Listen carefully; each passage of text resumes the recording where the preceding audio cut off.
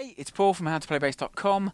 In this lesson we're going to learn how to play the Jeff Beck version of People Get Ready. Now, Jeff Beck originally recorded this on an album called Flash in the 80s, and the original recording is very sparse. Has, I think, Jan Hammer on synthesizers on that Flash album, and there's a lot of kind of 80s drum sounds, 80s percussion, 80s synths. Sounds very dated actually. But it's become a staple of Jeff Beck's repertoire live. If you have seen the Jeff Beck DVD live at Ronnie Scott's 2008, which is a cracking DVD by the way, there's a version on there with Joss Stone, Tal Wilkenfeld on bass, slamming version, really really good. If you like kind of your old-fashioned blues rock, you must get that DVD. It's great, and Tal's really kicking ass on this one, stretching out, playing some great stuff, and give you some ideas on how you can take the basic structure, which I'm going to teach you in the lesson in a moment, and how you can expand on it, and how you can stretch out and have some real fun with it. This is a great tune to suggest if you're in some kind of guitar-based band, blues rock-based band. A great tune to suggest. It's a great feature, spotlight feature for both guitarists and vocalists. So if you've got a vocalist as well and they're looking for tunes, this one's a little different, but if they listen to it they'll go, yeah, we want to try that, because their egos will trip them up and they'll think, yeah, we can make ourselves look like superheroes. So it's a good song to suggest to your band if you're in that kind of format. And then what I'm going to teach you in a moment is just the basic format that, if you listen to that original recording that was on the Flash album, the bass does little more than this. So it's a very easy song to get the basic root notes down, the basic rhythm, and then, as I say, if you can pick up some ideas from Tal or inject some ideas of your own to make it come alive a bit more, it'll be a great exercise for you. But if you're a very beginner bass player, it'll be a good one to learn, because it's something you'll be able to get under your fingers pretty quickly and pretty easily, because it's based around just an 8-bar figure, which repeats.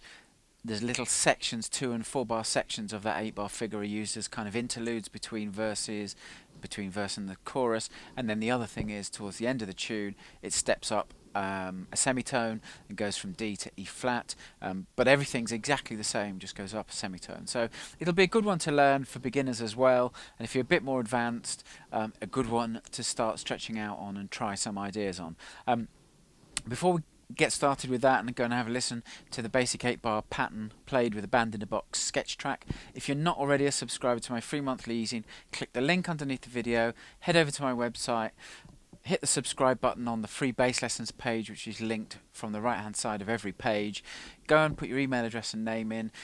In return for that, you'll get a free monthly song tutorial in video and PDF format, plus there's a series of 5 lessons in mostly video format with PDF support that you get as a thank you for entrusting me with your email address. So go do that, then come back here and we'll head over and look at the basic 8-bar format in the intro.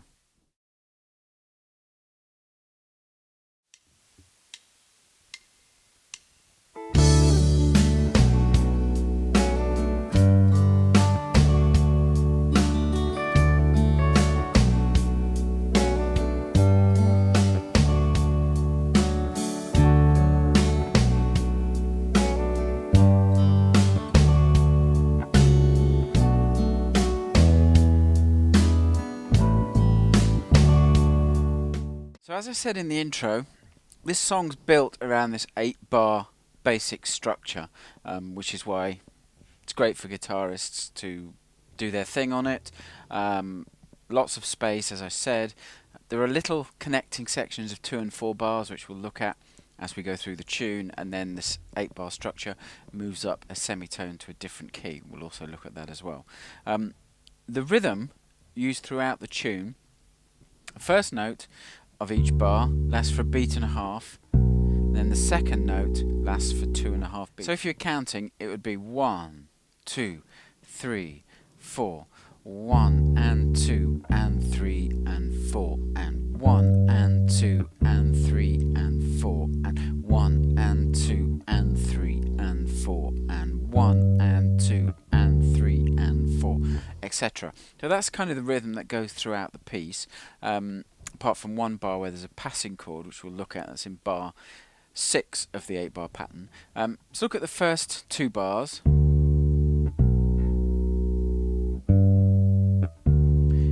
First bar is D. I'm playing at the 5th fret of the A string. B, the 2nd fret of the A string, up to G, the 5th fret of the D string, down to D at the 5th fret of the A string again. That pattern repeats. Then bars 5 and 6, there's slight variations. There's a passing chord in bar 6 and a new chord in bar 7. Still following on pretty much with the same rhythm. Bar 5, D down to B again. Bar 6,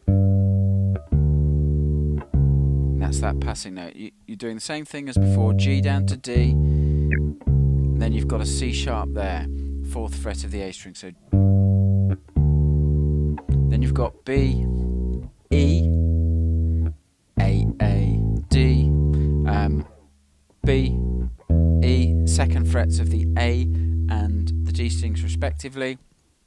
And then the last bar, 2 open A's, then to D at the 5th fret. And then the form pretty much starts again. So that's the basic pattern. It was played through with the Band in a Box sketch track. So you should be able to go through this section, learn the notes, make a note of what the notes are. The rhythm is that pretty consistent rhythm, apart from bars 6 and bars 8. In bar 6 you've got the passing tone, and then bar 7, and then in bar 8 you've got so the only difference in the rhythm in bar 8 is instead of playing one note on beat 1 before you get to D on the and of beat 2, you're playing 2 notes for that. So that's kind of the intro, and that basic figure pretty much underpins the entire tune. We'll go through and have a look at verse 1. We'll talk about the 2 and 4 bar sections, which just repeats of what we've played, that connect sections together, and we'll look at the change when it gets up to E flat and the underneath the solo in E flat.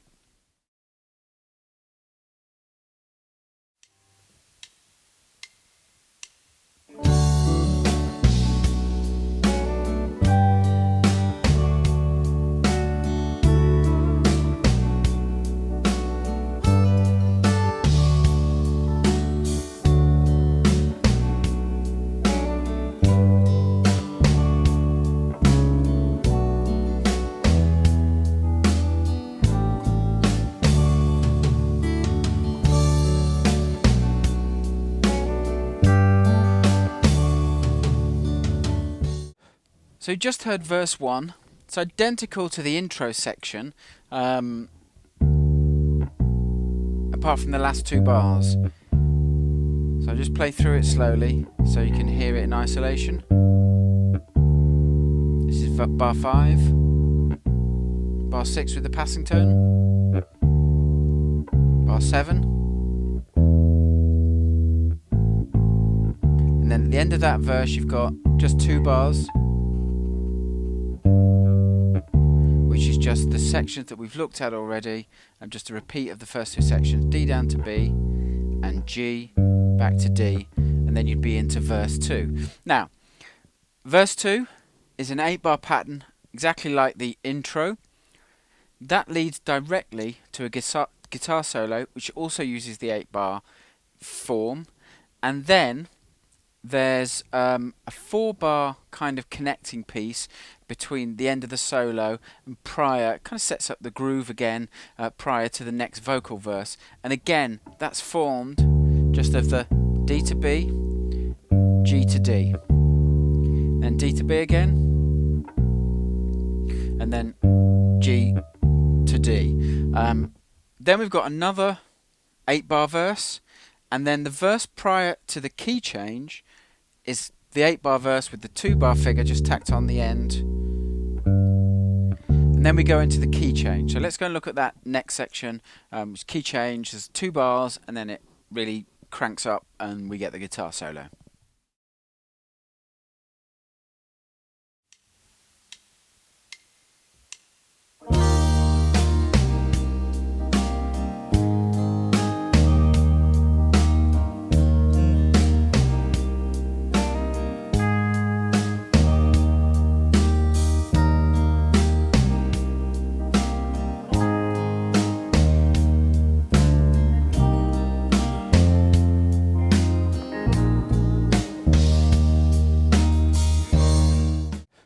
Okay, you just heard the 8-bar format played in the key change. It goes up a semitone, so it goes from D to E flat, except we're going to play it here.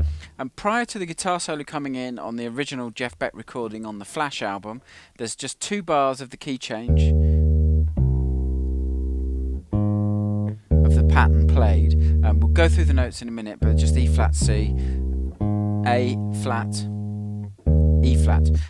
So we'll go through the locations, as I said, in a second. So there's that 2-bar section which kind of opens the key change, and then the guitar solo comes in. So let's walk through the 8-bar pattern moved up a semitone to E flat. So obviously it starts off in E flat to C. That's the 1st fret of the D string for E flat, the 3rd fret of the A string for C. Then we've got A flat, back to E flat. Those are the 1st frets of the G and the D string.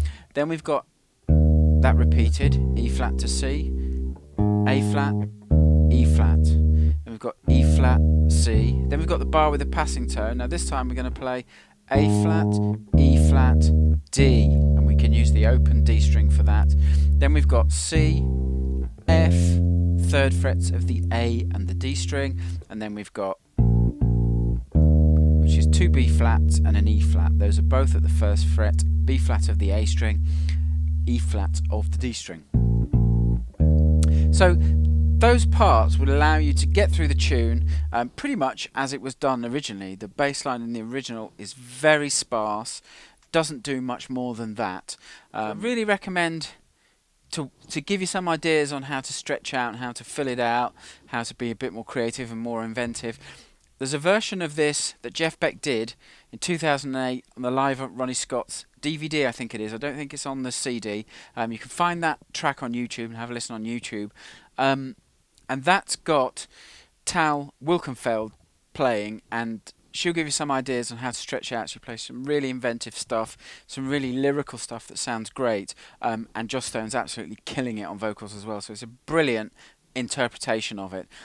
So if you've got, as I said in the intro, if you've got any kind of guitar maniac in your band, this could be a good song to suggest you pick up, because it's fairly straightforward for you. Give a feature to other people. It's just a great song, and there's plenty of room, as I said, to experiment and throw in some stuff of your own. So take that basic structure away and then see if you can start playing with it and making it your own.